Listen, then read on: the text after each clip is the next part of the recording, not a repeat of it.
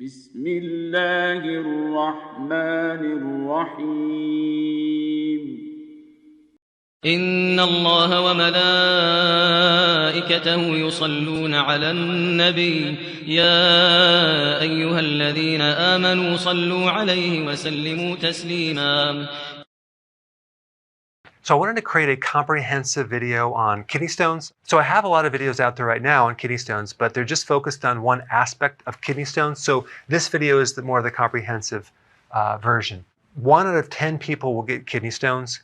And out of all the people that get kidney stones, 50% of them will get reoccurrence of kidney stones. So it is a big deal. And if you're a stone former, you need to know about this video right here. Okay, the first thing you need to know is something called supersaturation. When the concentration of fluid in your kidney becomes too concentrated, that's when the stones form. And this video is mainly on the most common stones that form called the calcium oxalate stones, okay? So one way to prevent this supersaturation is to drink enough fluid, okay? So 2 to 2.5 up to 3 liters of fluid each day, of fluid. That will prevent any stones from forming right there. And of course, if you're going to do that much fluid, I recommend also adding electrolytes in there, especially potassium citrate. More fluid will prevent even the formation of these stones. Oxalates. Okay, what are oxalates? Well, oxalates are a byproduct of your metabolism. Your body makes oxalates.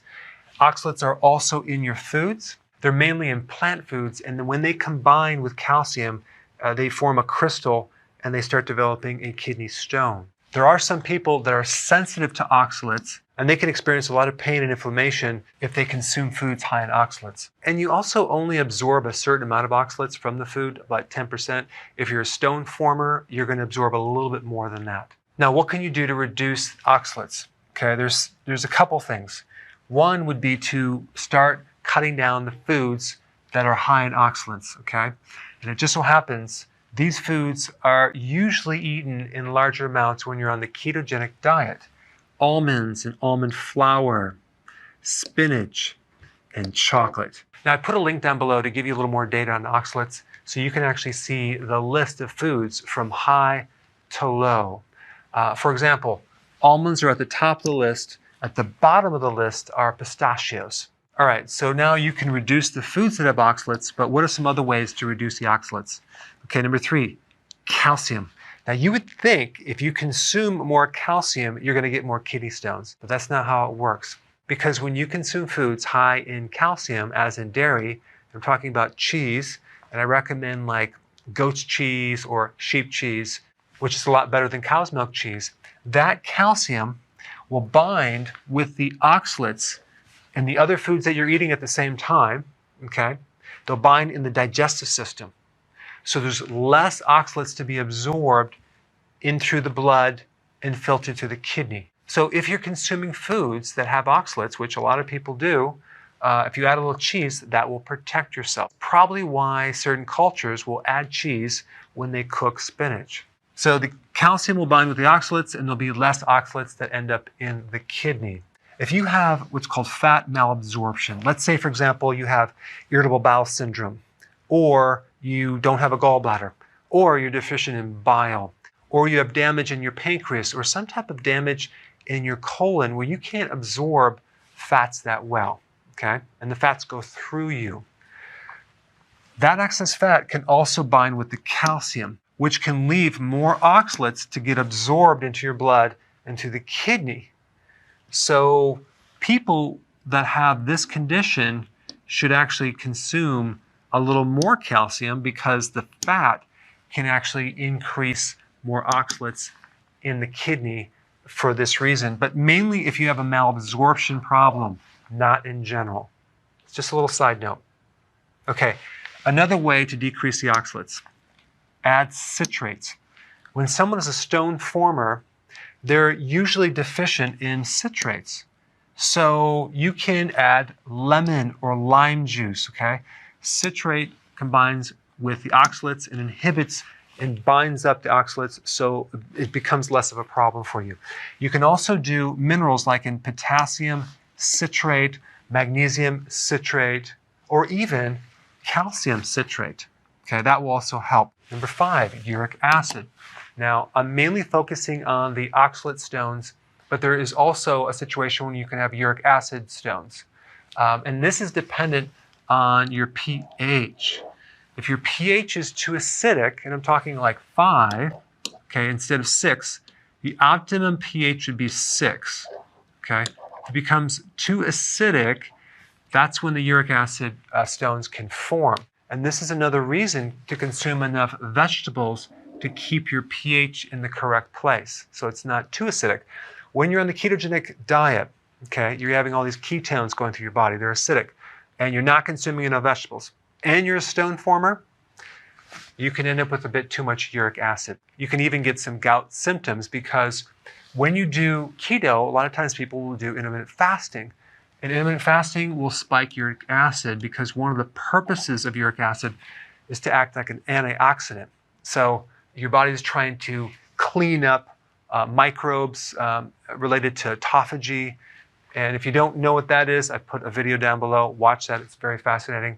But the way to counter this uric acid is just to raise the pH a little bit, acidify it. And you can do it with potassium citrate, okay? And of course with vegetables. So potassium citrate will kill 2 birds with 1 stone. It'll actually help lock up the oxalates, if there is any there, and also reduce the uric acid. All right, next one, flora. There's a microbe called Oxalobacter formigens, okay? And this microbe uses oxalates as its food, okay? It lives on oxalates. It will degrade and break down up to 95% of the oxalates. And so if you had a history of taking antibiotics, or you have some colon damage, or you had some surgery to your colon where you had part of it removed, that can increase your susceptibility to getting stones. So it's not a bad idea to take a probiotic, something like lactobacillus or bifidobacteria and some other microbes. Right now, they're doing experiments on this microbe, but you can't get it unless you're enrolled in the trial that they're doing.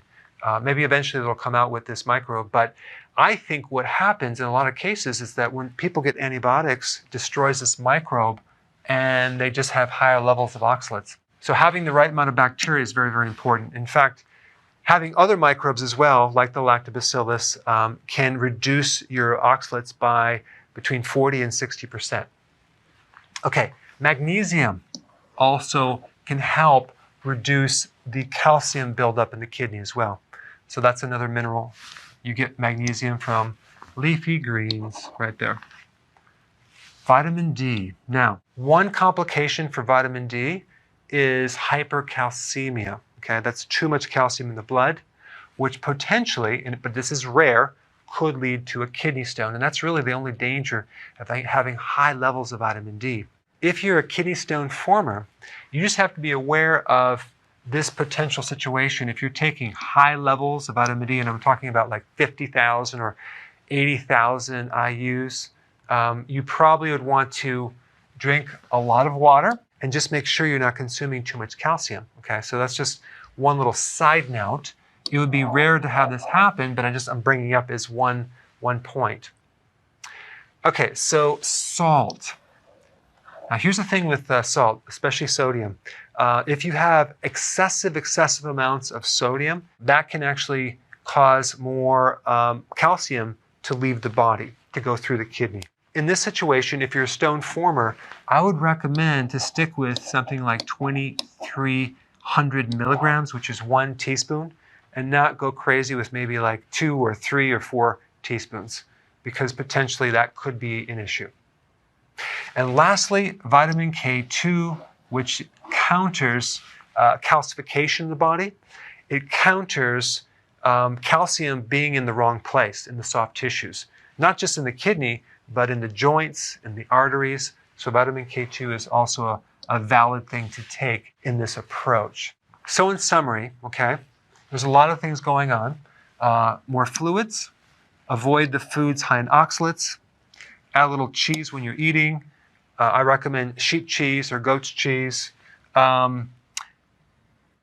Calcium citrate as a good electrolyte that will actually help both of these conditions, oxalates and uric acid. Lemon juice with your water would be a good thing to do. Make sure you have a good probiotic.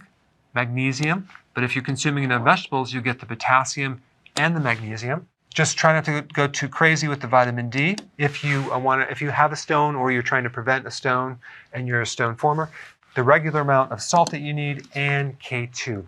All right, thanks for watching. So if you want to get notified with all my content, click the notification bell next to subscribed. إن الله وملائكته يصلون على النبي يا أيها الذين آمنوا صلوا عليه وسلموا تسليما